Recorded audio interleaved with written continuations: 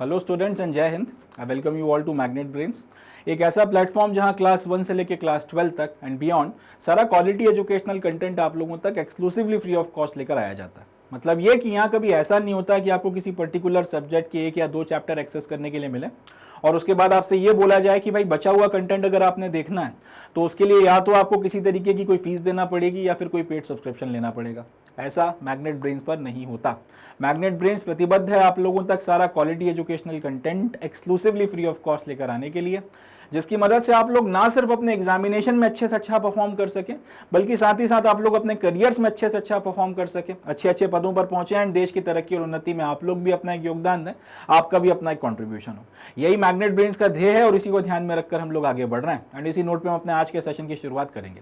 सो आज का जो हमारा सेशन है इसमें हमारी क्लास 11 ज्योग्राफी की एनसीईआरटी की किताब इंडिया फिजिकल एनवायरनमेंट, इसका 3rd चैप्टर ड्रेनेज सिस्टम, इस पर्टिकुलर चैप्टर के ऊपर बेस्ड एमसीक्यू सॉल्यूशंस, एमसीक्यूज वगैरह की हम लोग आज प्रैक्टिस करने वाले हैं। इस पर्टिकुलर चैप्टर के ऊपर बेस्ड मल्टीपल चॉइस क्वेश्चंस किस तरीके के बन सकते हैं और किस तरीके से जो है क्वेश्चंस वगैरह फ्रेम किए जा सकते हैं वो सब हम देखेंगे एंड उनकी हम लोग प्रैक्टिस करेंगे। इससे हमको ये भी समझ में आएगा कि इस चैप्टर के की हमको प्रिपरेशन कैसे करनी है मल्टीपल चॉइस क्वेश्चंस के पॉइंट ऑफ व्यू से, क्या पढ़ना है, किन चीज़ों पर ज़्यादा स्ट्रेस देना है, किस तरीके से क्वेश्चंस को टैकल करना है, सारी की सारी बातें आज के सेशन में हम लोग देखेंगे।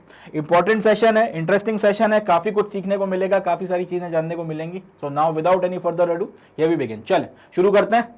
तो पहला क्वेश्चन जो हमसे यहाँ पे पूछा गया है, the pattern of flow of water in a river channel over an year is known as what.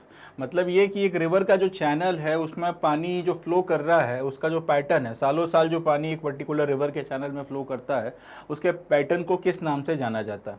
Options हैं रिजीम, दूसरा है क्यूमेक्स, तीसरा है क्यूसेक्स या चौथा है नन ऑफ दीज।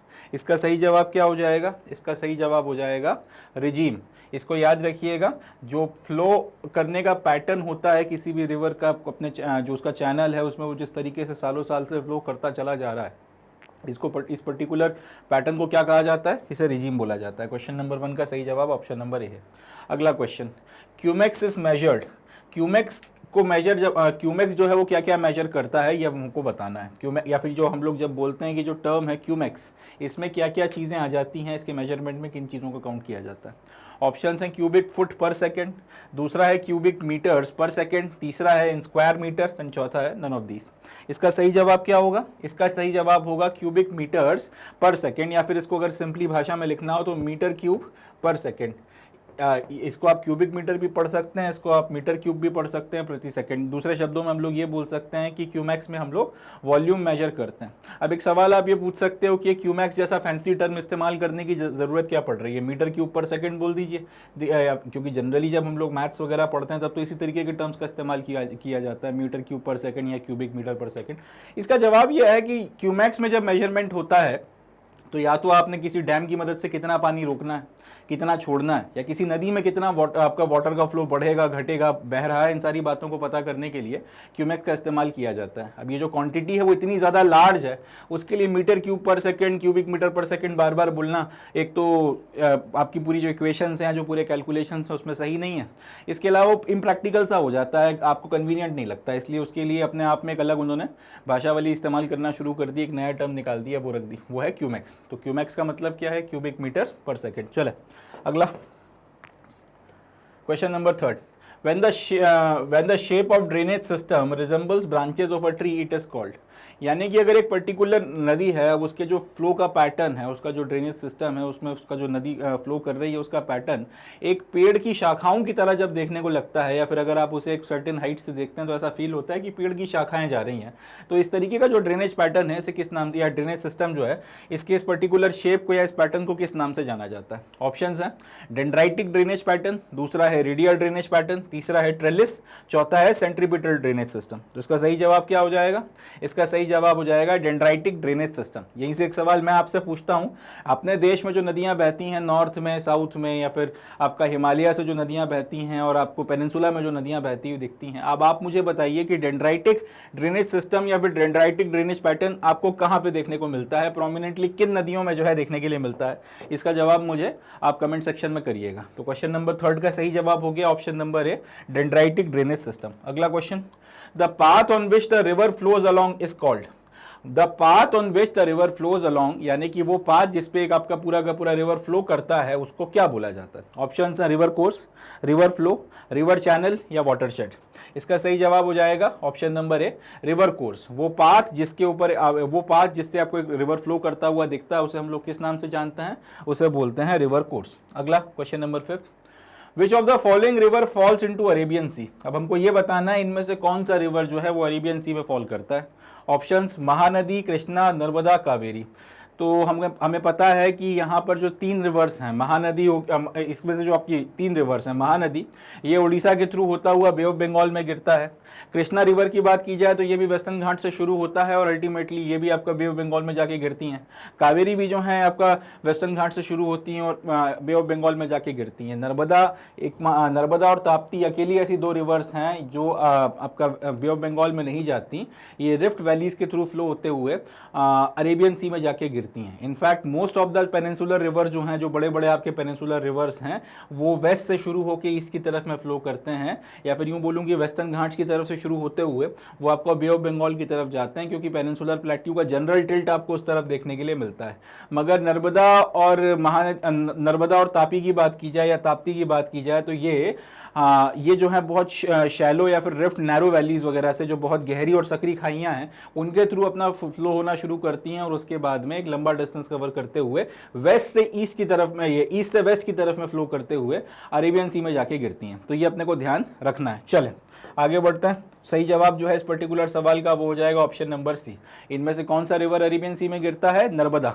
इनफैक्ट अगर इसकी जगह पे तापी भी लिख दिया जाता, नर्मदा की जगह ताप्ती या तापी नदी भी लिख दिया जाता तो भी जवाब यही रहने वाला था। ये अपने को ध्यान रखना है। नर्मदा एंड तापी या फिर ताप्ती 2 स्पेसिफिक नदियां हैं पेनिनसुलर ड्रेनेज सिस्टम की अगर बात की जाए, जो प्रोमिनेंटली काफ़ी बड़ी बड़ी नदियां हैं जो ईस्ट से शुरू होकर वेस्ट की तरफ जाती हैं, या फिर यूँ बोलेंगे मध्य भारत से शुरू होती हुई वो अरेबियन सी में जाके गिरती हैं। बाकी मैक्सिमम जो आपकी प्रोमिनेंट रिवर्स है वो कहाँ से कहाँ जा रही हैं? वो जा रही हैं वेस्टर्न घाट से होते हुए या फिर वेस्ट से होते हुए ईस्ट की तरफ में बे ऑफ बंगाल में गिरने के लिए। चलो, तो इसका जो सही जवाब है क्वेश्चन नंबर 5 का वो है ऑप्शन नंबर सी। अगला question number 6, which of the following is the largest river of peninsular India. अब हमको ये बताना है कि इनमें से पेनिनसुलर इंडिया का सबसे बड़ा रिवर कौन सा है। ऑप्शंस हैं महानदी, कृष्णा, गोदावरी, साबरमती। इसका सही जवाब क्या हो जाएगा? इसका सही जवाब हो जाएगा गोदावरी। कई बार इसको दक्षिण गंगा भी कहा जाता है, ये भी अपने को ध्यान रखना है, क्योंकि ये काफ़ी बड़ी रिवर है, काफ़ी प्रोमिनेंट रिवर है। कल्चरली इसका बहुत ज़्यादा सिग्निफिकेंस है। आज भी आपने देखा होगा साउथ में खास तौर पे आपकी जो महिलाएं हैं उनके प्रोमिनेंटली जो नाम है वो नदियों के नाम पर रखे जाते हैं। गोदावरी हो गई, कृष्णा हो गई, कावेरी हो गई, ये नाम बहुत प्रोमिनेंटली जो है इस्तेमाल किए जाते हैं। साउथ में खास तौर पे लेडीज़ के नाम नदियों के नाम पे रखे जाते हैं। तो ये जो रिवर्स हैं इनके अपने कल्चरल सिग्निफिकेंस भी हैं, रिलीजियस सिग्निफिकेंस भी हैं, कई जगहों पर इनको सीक्रेट भी माना जाता है। और इनमें से जो सबसे बड़ा रिवर है जो पेनिनसुलर इंडिया की अगर बात की जाए तो वो है गोदावरी। चलो अगला question number 7, which of the following reverse forms a delta. अब हमको ये बताना है इनमें से कौन सा रिवर जो है वो डेल्टा बनाता है। नर्मदा, ताप्ती, साबरमती या कृष्णा। इसका सही जवाब क्या है? इसका सही जवाब है option number D, Krishna. In fact जो आपकी नीचे प्रोमिनेंटली जो नदियां बहती हैं पेनिनसुलर इंडिया में, चाहे हम महानदी की बात कर लें, चाहे गोदावरी की बात कर लें, चाहे कृष्णा की बात कर लें, चाहे कावेरी की बात कर लें, सारी की सारी नदियां जो है वो डेल्टा बनाती हैं। ठीक है जी। एक नर्मदा नहीं बनाती है, ताप्ती नहीं बनाती है, मगर महानदी,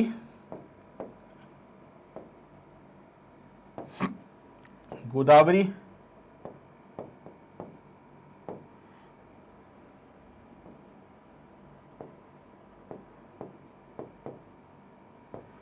कृष्णा,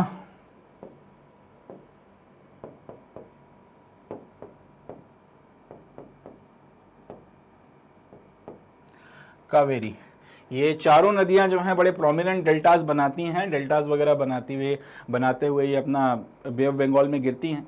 एंड इनके जो डेल्टास हैं, इसकी एक और बात याद रखनी है, ये बहुत फर्टाइल हैं। ठीक है, ये डेल्टास जो हैं बहुत फर्टाइल लैंड्स होते हैं और यहाँ पे अगर आप खेती बाड़ी करेंगे या फिर यहाँ पे अगर कुछ उगाया जाए तो यहाँ पे काफ़ी ज़्यादा प्रोमिनेंट तौर पे पैदावार होती हुई आपको समझ में आएगी, क्योंकि नदी में बहुत ज़्यादा न्यूट्रिशन है।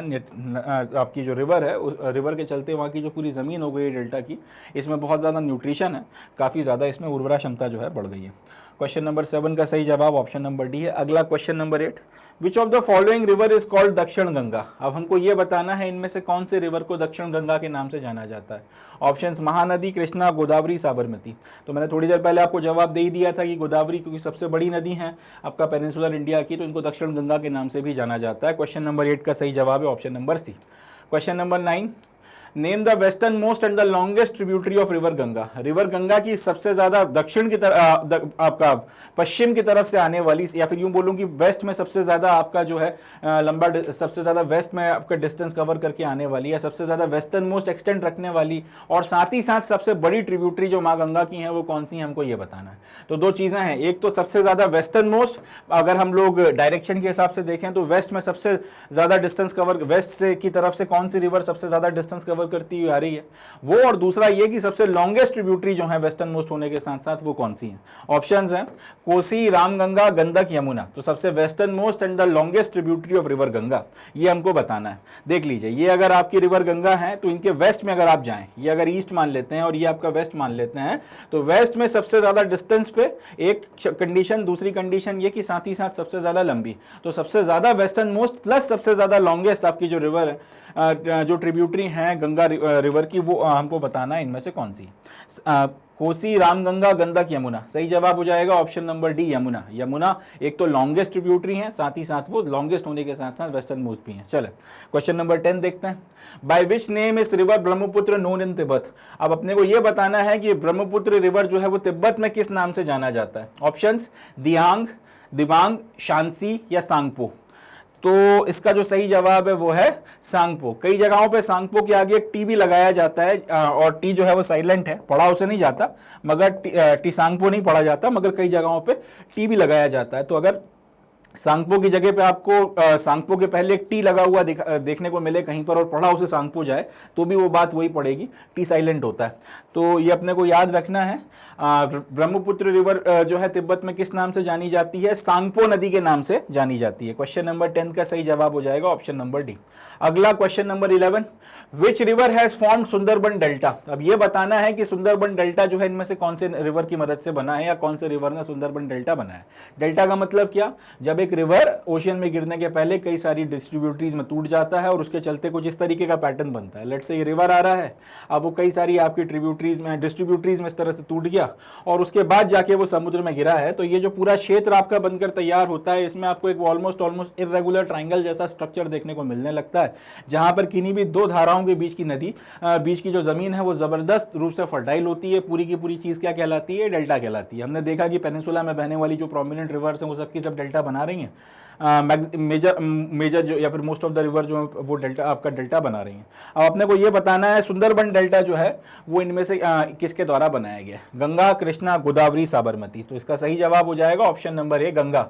गंगा रिवर के द्वारा जो है सुंदरबन में डेल्टा बना के तैयार किया गया है। Question number 12, from where does river Chenab originate. अब ये बताना है कि चेनाब नदी जो है उसका ओरिजिन कहाँ से होता है, चेनाब नदी जो है उसकी शुरुआत कहाँ से हो रही है, ये हमको देखना है। ऑप्शंस हैं बारालाचा पास, रोहतांग पास, रक्सताल या फिर वेरीनाग। इसका सही जवाब हो जाएगा ऑप्शन नंबर ए, बारालाचा पास से जो है चेनाब रिवर का ओरिजिन या फिर उद्गम होता है, या फिर वहां से जो है ये नदी शुरू होती है। Question number 13, name a river of antecedent drainage. अब हमको एक ऐसी रिवर के बारे में बताना है जिसका ड्रेनेज एंटीसीडेंट हो। एंटीसीडेंट का मतलब क्या, एक ऐसी रिवर जो अगर हम लोग हिमालय के रिस्पेक्ट में बात करें, जब हिमालय का फॉर्मेशन हुआ था उसके पहले से अगर कहीं पर कोई नदी जो है बह रही थी और हिमालय के फॉर्मेशन के बाद में भी वो नदी हमको बहती हुई समझ में आती है, उसका कोर्स भी जो है ऑलमोस्ट सेम है, उसमें कोई चेंजेस वगैरह नहीं आए, तो इस तरीके का रिवर जो है एंटीसीडेंट रिवर कहलाता है। समझ लीजिए इस बात को, इस क्षेत्र से लेट से नदी बह रही है, अब यहाँ पर अभी हिमालय वगैरह का कोई फॉर्मेशन या कुछ ओरिजिन वगैरह कुछ नहीं हुआ है। अब जो भी परिस्थितियां बनती हैं, जो भी जियोलॉजिकल एक्टिविटीज़ होती हैं, उनके चलते यहाँ पर हिमालय जो है उसका फॉर्मेशन हो गया। हिमालय के फॉर्मेशन के चलते भी इसके कोर्स में कोई खास बदलाव नहीं आया, या उसके पहले भी अस्तित्व में थी, या उसके बाद भी आपको ओरिजिन में देखने को मिल रही है, और उसके बाद में भी जो है ये फ्लो कर रही है। तो इस तरीके की रिवर आपकी एंटीसीडेंट रिवर कहलाती हैं। अब ऑप्शन से आपसे ये पूछे गए कि इनमें से कौन सा जो रिवर है वो एंटीसीडेंट ड्रेनेज सिस्टम रखता है। ऑप्शन है सतलज, गोदावरी, नर्मदा, पद्मा। तो इसका सही जवाब हो जाएगा ऑप्शन नंबर है, सतलज जो है वो एंटीसीडेंट ड्रेनेज सिस्टम रखता है। Question number 14, which is the north flowing tributary of Ganga. अब इनमें से कौन सा जो ट्रिब्यूटरी है गंगा की वो नॉर्थ फ्लोइंग है, वो नॉर्थ की तरफ जो है फ्लो करती हुई आती हैं उनमें जुड़ने से पहले या उनमें गिरने के पहले। ऑप्शंस हैं कोसी, घाघरा, सोन एंड चंबल। इसका सही जवाब क्या हो जाएगा? इसका सही जवाब हो जाएगा ऑप्शन नंबर सी, रिवर सोन जो है ये नॉर्थ की तरफ फ्लो करती हैं, जिस तरीके का जहां से इनका ओरिजिन होता है और उसके बाद में जो मूवमेंट है तो आपको समझ में आता है कि नीचे से ऊपर की तरफ में फ्लो कर रही हैं, बेसिकली या प्रैक्टिकली नॉर्थ की तरफ में जो है इनका मूवमेंट या ओरिजिन होता है। एंड क्वेश्चन नंबर 14 जो है north flowing tributary of river Ganga, option हो जाएगा option number C, Son. Question number 15, a relief which divides two areas drained by a river is known as. एक ऐसा क्षेत्र या फिर एक ऐसी पहाड़ियां या फिर इस तरीके का जो है आपका लैंडस्केप वगैरह जो दो पर्टिकुलर क्षेत्रों में बहने वाले रिवर्स के ड्रेनेज एरियाज को या ड्रेनेज बेसिन्स को अलग करती हो, उसको क्या बोलते हैं? ऑप्शंस हैं watershed, river basin, drainage pattern, water management. एक बार फिर से समझ लीजिए, सपोज कर लीजिए कि एक नदी जो है वो यहाँ पे बह रही है और एक नदी जो है वो यहाँ पे बह रही है। अब इस नदी का अपना एक ड्रेनेज बेसिन है और इस नदी का अपना एक ड्रेनेज बेसिन है। अब सपोज कर लेते हैं यहाँ पे इनके बीच में एक ये पहाड़ियाँ हैं, यहाँ पर या फिर उठा हुआ जो है आपको स्ट्रक्चर वगैरह देखने को मिलता है। उसके चलते इस नदी का ड्रेनेज बेसिन यहाँ तक कन्फाइन होकर रह गया है और इस नदी का ड्रेनेज बेसिन यहाँ तक कन्फाइन होकर रह गया है। तो ये जो रिलीफ है इसको क्या बोला जाएगा? ये कर क्या रही है? ये दो नदियों के ड्रेनेज बेसिन को, एक चलिए लेट से इधर जा रही है और एक नदी जो है या तो इसी डायरेक्शन में बह रही है या फिर इस तरफ जा रही है, जो भी डायरेक्शंस आपको मानने हो, डजंट मैटर। तो ये जो रिलीफ है, ये जो उठा हुआ क्षेत्र है जो इस तरफ की नदी और इस तरफ की नदी और इनके ड्रेनेज बेसिन्स को अलग अलग करती हैं, इसे क्या बोला जाता है? ये अब अपने को बताना। सवाल में ये पूछा गया। इसका सही जवाब, इसके ऑप्शन दिए हुए हैं watershed, river basin, drainage pattern, water management. सही जवाब क्या हो जाएगा? इसका सही जवाब हो जाएगा वाटरशेड। वाटरशेड उस क्षेत्र को या उस रिलीफ फीचर्स को बोलते हैं जो किन्हीं भी दो नदियों के ड्रेनेज पैटर्न, ड्रेनेज बेसिन्स को या फिर ड्रेनेज एरियाज को अलग अलग करती हैं। क्वेश्चन नंबर 15 सही जवाब option number A. Question number 16, name the source of Krishna river. Krishna river का जो सोर्स है वो कहां से है? ऑप्शंस हैं Deccan plateau, Mansarovar lake, Mahabaleshwar, Zanskar valley. सही जवाब क्या है? सही जवाब है ऑप्शन नंबर सी, महाबलेश्वर से कृष्णा रिवर का जो है ओरिजिन होता है और उसके बाद में फिर वो अपना कोर्स जो है वो शुरू करती हैं, अपना जो फ्लो है वो शुरू करती हैं। तो क्वेश्चन नंबर 16 सही जवाब option number C, Mahabaleshwar. Question number 17, in the mountainous course the Himalayan rivers form. जब ये माउंटेन्स में फ्लो कर रही होती हैं, आपकी जो हिमालय से निकलने वाली नदियां हैं, जब तक वो मैदानी इलाकों में नहीं उतरती, जब तक वो पहाड़ों से फ्लो कर रही होती हैं, तो उनमें से कौन सी चीज या कौन से फीचर्स बनाती हैं, हमको ये बताना है। मिएंडर, गॉर्जेस, ब्रेडेड चैनल्स या डेल्टा। सवाल फिर से समझ लीजिए, हिमालय से जिन नदियों का उद्गम होता है, जिनका ओरिजिन होता है, जब तक वो हिमालय में फ्लो कर रही हैं, जब तक वो उनका कोर्स जो है वो हिमालय में चल रहा है, तब वो हिमालय में फ्लो करते हुए, पहाड़ों से फ्लो करते हुए इनमें से कौन सी चीज़ या फिर कौन से फिजिकल फीचर्स वगैरह बनाती हैं? मिएंडर, गोर्जेस, ब्रेडेड चैनल्स या डेल्टा। सही जवाब हो जाएगा ऑप्शन नंबर बी, गोर्जेस। मिएंडर्स देखने को मिलते हैं मैदानी इलाकों में, ब्रेडेड चैनल्स भी देखने को मिलते हैं आपको सर्टेन स्पेसिफिक मैदानी इलाकों में, और डेल्टास बनते हैं समुद्र में गिरने के पहले। समुद्र में गिरने के पहले जब एक नदी कई सारी डिस्ट्रीब्यूटरीज में टूटती है तब डेल्टास का फॉर्मेशन होता है। तो क्वेश्चन नंबर 17 का सही जवाब option number B. Question number 18, which one of the following rivers is known as sorrow of Bengal. इनमें से कौन सी नदी को जो है बंगाल की सौरो के नाम से या सौरो ऑफ बंगाल के नाम से जाना जाता है? ऑप्शंस हैं गंडक, कोसी, सोन या फिर दामोदर। फिर यहाँ पे बोल दूं, इसको सन मत पढ़िएगा, अंग्रेजी का सन मतलब बेटा होता है। यहाँ पर हम लोग एक नदी का नाम लिख रहे हैं जिसको हम लोग सोन नदी बोलते हैं, तो इसको हम लोग यहाँ पे सोन पढ़ेंगे, सन नहीं पढ़ेंगे, ठीक है जी। तो गंडक, कोसी, सोन, दामोदर, इसमें से कौन सी रिवर जो है इसको हम लोग सौरो ऑफ बंगाल के नाम से जानते हैं? सही जवाब हो जाएगा option number D, Damodar river जो है इसको सौरो ऑफ बंगाल के नाम से इनफैक्ट जाना जाता था। अब जाना जाता है इसलिए बोलना सही नहीं है, क्योंकि दामोदर के ऊपर फिर कई सारे आपके मल्टीपर्पज प्रोजेक्ट्स बनकर तैयार हो गए हैं, जिसके चलते दामोदर का जो कोर्स है उसको टेम किया गया, उसे कंट्रोल किया गया, और अब उस तरीके की भयानक बाढ़ नहीं आती जिस तरीके की भयानक बाढ़ पहले आया करती थी। तो इसको इनफैक्ट सौरो ऑफ बंगाल बोला इसलिए जाता था क्योंकि हर सीजन में, जैसे ब्रह्मपुत्र में, असम में पता है कि आपको बाढ़ आनी है, उसी तरीके से यहाँ पर हमको पता रहता था कि ये दामोदर जो है इसमें बाढ़ आएगी, और बंगाल के बड़े इलाके में जो है भयंकर तबाही वगैरह उस बाढ़ के चलते हुआ करती थी। तो उसका नाम जो है वो सौरो ऑफ बंगाल पड़ गया था। मगर अब उस तरीके के फ्लड्स नहीं देखने को मिलते, उस तरीके की भयानक तबाही ये रिवर नहीं मचाती है। उसकी वजह यह है, इस पर डैम्स बना के मल्टीपर्पज इरिगेशन प्रोजेक्ट्स वगैरह लगा लोगे।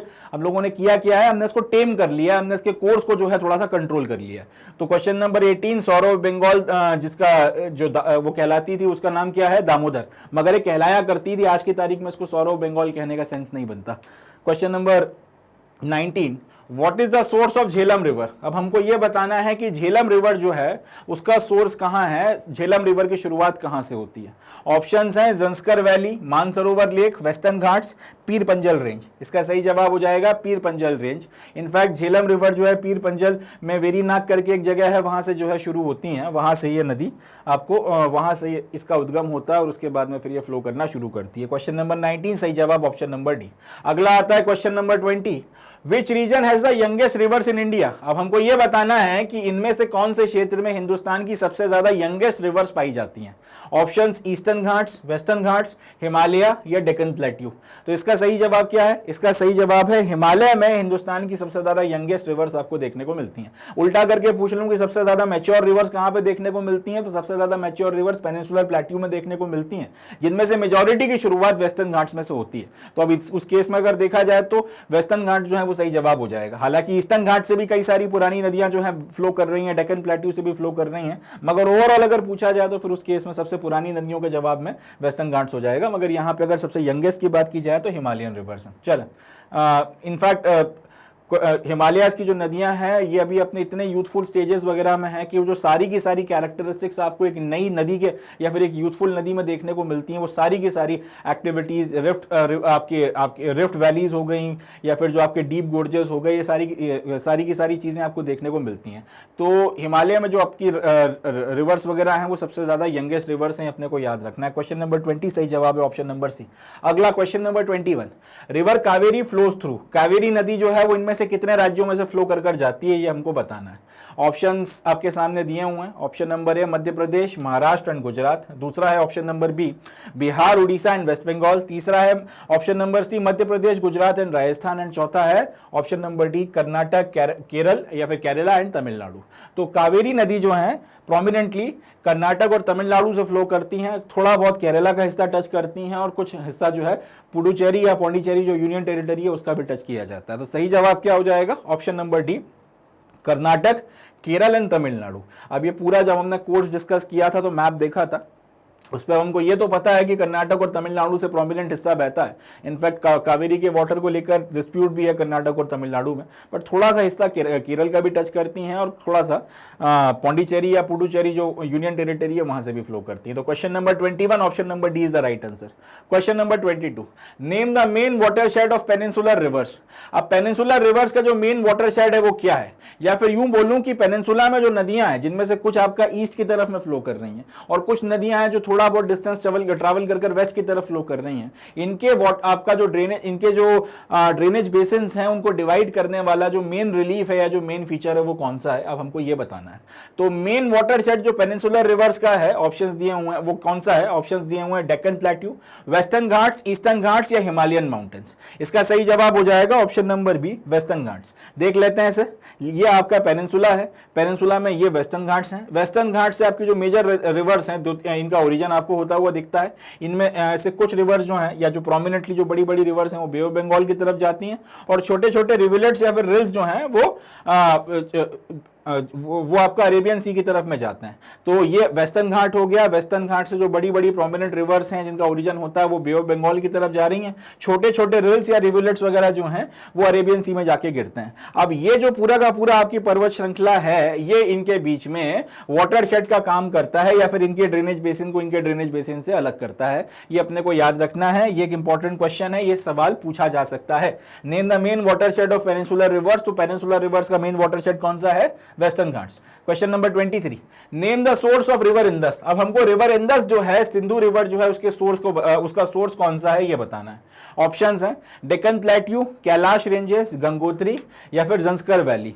इसका सही जवाब क्या हो जाएगा, option number B Kailash ranges. और ये कहां पर है, तिब्बत में। तिब्बत में जो कैलाश रेंजेस हैं वहां से रिवर इंदस का जो है हमको ओरिजिन होता हुआ दिखता है, वहां से जो है इसकी शुरुआत होती है और उसके बाद में फिर ये अपना पूरा जो कोर्स है वो शुरू करती हैं, जिसमें लद्दाख से होते हुए फिर उसके बाद पाकिस्तान और पाकिस्तान से होते हुए अरेबियन सी में जाके ये गिरती हैं। ये अपने को याद रखना है। लद्दाख में जो हमारा फिर जो गिलगिट वगैरह का पूरा एरिया है यहाँ से होते हुए झांग नाम की कोई जगह पड़ती है पाकिस्तान में, वहां से एंटर करती हैं, वहां पे एंटर कर जाती हैं। उसके बाद में आगे बढ़ती हैं, फिर काबुल रिवर इसमें आके मिलती है और भी काफ़ी सारी नदियाँ पंजनाद वगैरह के थोड़ा सा आगे आपकी जो पंजाब की से जाने वाली 5 प्रोमिनेंट नदियाँ हैं वो सब इसमें गिरती हैं, और भी काफ़ी सारी ट्रिब्यूटरीज गिरती हैं, काफ़ी बड़ा एक रिवर सिस्टम बनता है और अल्टीमेटली कराची के पास में ये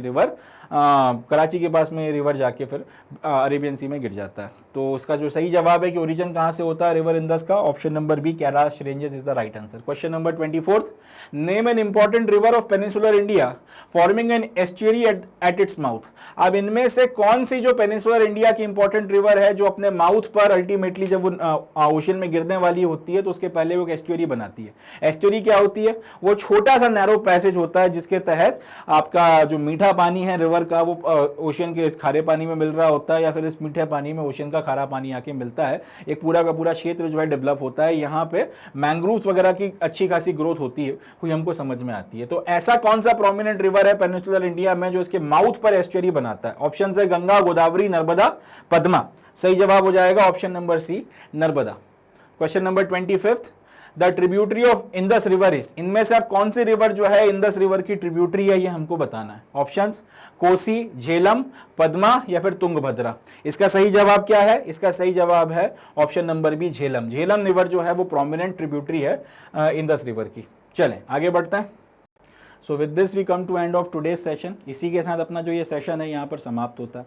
अब इस सेशन में हम लोगों ने किया है, ये जो पूरा चैप्टर हमने ड्रेनेज पैटर्न या ड्रेनेज बेसिन्स के ऊपर पढ़कर खत्म किया, इसमें जो नॉलेज हमको मिला है इंडिया की प्रोमिनेंट रिवर्स के बारे में, ड्रेनेज पैटर्न्स क्या होते हैं, किस तरीके से ड्रेनेज पैटर्न्स का क्लासिफिकेशन होता है, आपके जो मेजर रिवर्स हैं उनकी क्या क्या आपकी ट्रिब्यूटरीज हैं, डिस्ट्रीब्यूटरीज हैं, डेल्टा फॉर्मेशन क्या होता है, एस्चुअरी क्या होता है, ये सारी चीज़ें हम लोगों ने इस पर्टिकुलर चैप्टर में पढ़ी थी। तो उसके ऊपर एमसीक्यूज किस तरीके से बन सकते थे वो उस बात का एक टेस्ट लेने के लिए, उस बात को समझने के लिए ये सेशन हमने किया था। And I am pretty sure कि आपको समझ में भी आया होगा कि इस पर्टिकुलर चैप्टर से किस तरीके के एमसीक्यूज वगैरह बनते हैं, किस तरीके के सवाल पूछे जाते हैं और किस तरीके से हमको प्रैक्टिस करनी है। तो इसी नोट पे आज का सेशन जो है हम लोग समाप्त करेंगे। नेक्स्ट सेशन में इसके बाद वाला जो चैप्टर है उसके एमसीक्यूज वगैरह के साथ में हम लोग मिलेंगे, मगर वो सारी बातें अगले सेशन में। आज का जो सेशन है इसको हम लोग यहीं पे समाप्त करते हैं, एंड करते हैं। एंड करने के पहले बस एक बात और आपको बतानी है। जैसा कि मैंने सेशन की शुरुआत में कहा था कि मैग्नेट ब्रेन्स पर सारा जो क्वालिटी एजुकेशनल कंटेंट है वो एक्सक्लूसिवली 100% फ्री ऑफ कॉस्ट आपको अवेलेबल करवाया जाता है। ये सारा कंटेंट आप बिना कोई पैसा दिए, बिना कोई पेमेंट किए एक्सेस कर सकते हैं। अगला सवाल आपका ये रहेगा कि कंटेंट कैसे एक्सेस किया जा सकता है, तो उसका जवाब ये है कि इसको 3 तरह से देख सकते हैं आप, इसको 3 तरह से एक्सेस कर सकते हैं। एक तो आप इसे हमारे मैग्नेट ब्रेन्स के यूट्यूब चैनल पर जाकर देख सकते हैं, दूसरा आप इसे मैग्नेट ब्रेन्स की हमारी वेबसाइट पर देख सकते हैं, और तीसरा आप इसे मैग्नेट ब्रेन्स के का ऐप डाउनलोड कर उसकी मदद से भी एक्सेस कर सकते हैं। ये शायद सबसे अच्छा तरीका है, आप ऐप डाउनलोड कर लें, वो सबसे ज़्यादा कन्वीनियंट मेथड आपके लिए रहेगा। ये सारा कंटेंट आपके मोबाइल फ़ोन पर, आपके टैबलेट पर और आपके पीसी पर चल जाएगा। एंड यहाँ पर सीबीएसई इंग्लिश मीडियम सारा कंटेंट क्लास 1 से लेकर क्लास 12 तक, सारी क्लासेस, सारे सब्जेक्ट्स, हर एक चैप्टर का आपको कंटेंट यहाँ पे एनसीईआरटी का detailed explanation videos, 1 shot revision videos और बाकी सारी जितनी भी चीज़ें होती हैं सपोर्ट में, जो भी कंटेंट वगैरह है वो सारे आपको वीडियोस यहाँ पे एक्सेसिबल करवाए जाएंगे। यही बात सीबीएसई के हिंदी मीडियम पे लागू होती है। यूपी बोर्ड पे, बिहार बोर्ड पे, मध्य प्रदेश के बोर्ड पे और दूसरे स्टेट बोर्ड्स के एग्जामिनेशंस का भी कंटेंट आपको यहाँ पे अवेलेबल करवाया जाता है। अगर आप एनटीएससी की प्रिपरेशन कर रहे हैं तो भी मैग्नेट ब्रेन्स आपकी हेल्प करता है। एनटीएससी की प्रिपरेशन का भी कंटेंट यहाँ पे अवेलेबल है, ओलंपियाड का कंटेंट भी यहाँ अवेलेबल है। स्पोकन इंग्लिश की तैयारी कर रहे हैं, अगर इंग्लिश अच्छे नहीं बोल पा रहे हैं और उसको प्रिपेयर करने के लिए, इंप्रूव करने के लिए अगर आप प्रिपेयर कर रहे हैं, उसका भी बहुत एक्सीलेंट कंटेंट यहाँ अवेलेबल कराया जाता है। And most importantly common university entrance test का कंटेंट भी यहाँ पर बहुत डिटेल में आपको अवेलेबल करवाया जाता है, इंक्लूडिंग टेस्ट पेपर्स एंड बाकी सारा प्रैक्टिस मटेरियल। तो इस सारे कंटेंट का जितना हो सके भाई यूज करें और इसकी मदद से एग्जामिनेशन की प्रिपरेशन को आप जितना हो सके उतना ज्यादा इनहांस करें। बिसाइड दिस हम ये भी समझते हैं कि एक लेक्चर या फिर एक वीडियो आप मैक्स टू मैक्स 1 बार, 2 बार, 3 बार देखोगे, 4 बार देखोगे, रिवीजन के लिए आपको नोट्स की जरूरत पड़ेगी। जो सारा कंटेंट आपको पढ़ाया गया इसके नोट्स की भी आपको रिक्वायरमेंट रहेगी। तो ये नोट्स भी हार्ड कॉपी बुक्स के फॉर्म में और सॉफ्ट कॉपी ई बुक्स के फॉर्म में आपको अवेलेबल करवाए जाते हैं। इनके लिंक्स भी डिस्क्रिप्शन में दिए हुए हैं, तो इनको भी आप वहां से एक्सेस कर सकते हैं। इसके अलावा हम वेरियस सोशल मीडिया प्लेटफॉर्म्स पर भी मौजूद हैं। इसके अगर आपकी कोई और डिमांड है, कोई आप और दूसरा सब्जेक्ट पढ़ना चाहते हैं, अपनी कोई बात हमसे शेयर करना चाहते हैं, कोई प्रॉब्लम फेस कर रहे रहे हैं, कोई सलाह चाहिए या कुछ सिंपली आपका अगर आपको कोई ग्रीवियंसेस वगैरह हैं, कोई भी बात अगर आप हमें बताना चाहते हैं तो आप वेरियस सोशल मीडिया प्लेटफॉर्म्स की मदद से भी हमसे कनेक्ट कर सकते हैं एंड हम जल्दी से जल्दी फिर आपको रिस्पॉन्ड करेंगे एंड आपकी जो भी समस्या होगी इसका समाधान करवाएंगे। तो भाई जितना हो सके इस पर्टिकुलर वेंचर का उतना ज़्यादा फायदा उठाएं और इसकी मदद से अपने आप को बेहतर से बेहतर बनाएं। जितना ज़्यादा आप नॉलेज गेन करते चले जाएंगे, सिर्फ एग्जामिनेशन की बात नहीं कि अपने को अच्छे मार्क्स स्कोर करना है और बढ़िया रिजल्ट लाके आगे बढ़ना है, मगर एजुकेशन आपको एक बेहतर इंसान बनाकर तैयार करता है। एजुकेशन जो है वो एक ज़्यादा वेल अवेयर ह्यूमन बीइंग आपको बनाता है, एक ज़्यादा बेटर रिस्पॉन्सिबल सिटीजन आपको बनाता है और अभी आप कुछ ना जानने की अपेक्षा कुछ जानने के बाद एक बेहतर ह्यूमन बीइंग के तौर पर इवॉल्व होते हैं। तो क्योंकि ज्ञान से बड़ा कोई हथियार नहीं है, नॉलेज से बड़ा कोई पावर या फिर कोई एम्पावरमेंट या कोई एनलाइटनमेंट नहीं हो सकता। एक चाइनीज कहानी भी है इस पे या फिर एक प्रोवर्ब है कि आप किसी व्यक्ति को एक बार या फिर एक दिन मछली खिला दीजिए, उसका पेट एक दिन के लिए भरेगा। मछली पकड़ना सिखा दीजिए, उसका ज्ञान दे दीजिए, वो जिंदगी भर भूखा नहीं रहेगा। तो ये छोटी सी जो कोटेशन है ये इस बात को बहुत अच्छे से समअप करती है कि एजुकेशन कितना ज़्यादा इंपॉर्टेंट है। तो इसी एजुकेशन के एक्यूमुलेशन में, इस सफ़र में मैग्नेट ब्रेन्स आपके साथ में खड़ा हुआ है। जितना हो सके इस वेंचर का फ़ायदा उठाएं, दूसरों को भी इसके बारे में बताएं, अपना भी भला करें, दूसरों का भी भला करें एंड सफलता और तरक्की के रास्ते पर आगे बढ़ते चलें। इसी नोट पे I would be calling it the day and concluding the session. मिलते हैं नेक्स्ट सेशन में, तब तक के लिए थैंक यू, जय हिंद।